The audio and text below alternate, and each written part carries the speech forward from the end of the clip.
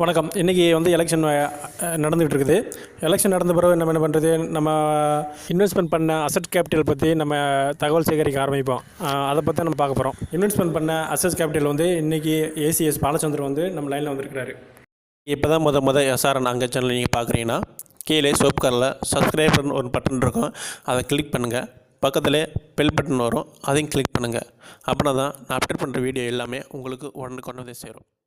But Balachandran ACS Balachandran வந்து லைனில் வந்தனால நம்ம லீகலாக என்ன மூவ் பண்ண முடியுமோ அதை நம்ம மூவ் பண்ணி பிப்ரவரி மாதம் உள்ளவங்களை வந்து நம்ம முதல்ல கிளியர் பண்ணிவிட்டு அடுத்து ஜனவரி, அதுக்கப்புறம் டிசம்பர், அதுக்கப்புறம் நவம்பர் அப்படி கிளியர் பண்ணிடலாம் அப்படின்னு சொல்லியிருந்து வாட்ஸ்அப்பில் டெக்ஸ்ட் மெசேஜில் வந்து நம்ம அனுப்பிட்டு இருந்திருக்காரு. அதை தான் நான் உங்களுக்கு வந்து இந்த வீடியோவில் நான் வந்து பதிவிட்டுருக்கிறேன். அதை நீங்கள் பார்த்துக்கங்க, என்னென்ன பேசியிருக்காங்கிறத நான் முழுசாக தகவல் தெரிவிச்சிருக்கிறேன். அந்த தகவல் மூலம் நீங்கள் தெரிஞ்சுக்கோங்க. பட் அவங்க வந்து லீகலாக என்னென்ன ப்ராசஸ் இருக்குமோ அந்த ப்ராசஸை கண்டிப்பாக நம்ம இது பண்ணி எல்லாத்துக்கும் ரீபேமெண்ட் கொடுத்துடலாம் அப்படின்னு சொல்லி நல்லா இது பண்ணியிருக்காரு. அவர் வந்து தெரியும், மக்கள் வந்து நம்ம இதில் வந்து ஒரு 60,000 பேர் இன்வெஸ்ட்மெண்ட் பண்ணியிருக்காங்க. அந்த 60 பேர் எவ்வளோ கஷ்டப்பட்டு பண்ணியிருப்பாங்கன்னு அவங்களுக்கு தெரியும்.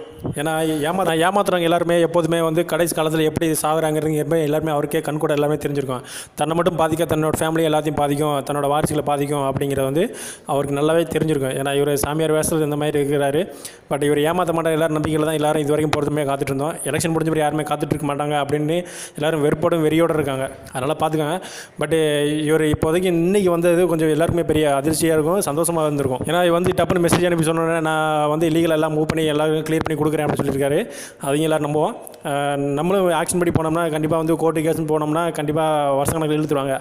பாதிக்கப்பட்டவங்க இன்வெஸ்ட்மெண்ட் பண்ணுறதை விட அதிகமாக செலவு பண்ணுற நேரம் காலகட்டம் ஆயிரும். அதனால் பார்த்துக்கோங்க, அவர் கண்டிப்பாக பண்ணுவாருங்கிற ஒரு நம்பிக்கை தான். இந்த தகவல் கிடச்சது நான் உங்களுக்கு வந்து யூடியூப்பில் நான் உங்களை அப்டேட் பண்ணியிருக்கிறேன். பட் இந்த வீடியோ உங்களுக்கு பிடிச்சிருந்தால் லைக் பண்ணுங்கள், ஷேர் பண்ணுங்கள், கமெண்ட் பண்ணுங்கள். மறக்காமல் எஸ்ஆர்என் அங்கே சேனலை நீங்கள் சப்ஸ்கிரைப் பண்ணுங்கள். வணக்கம்.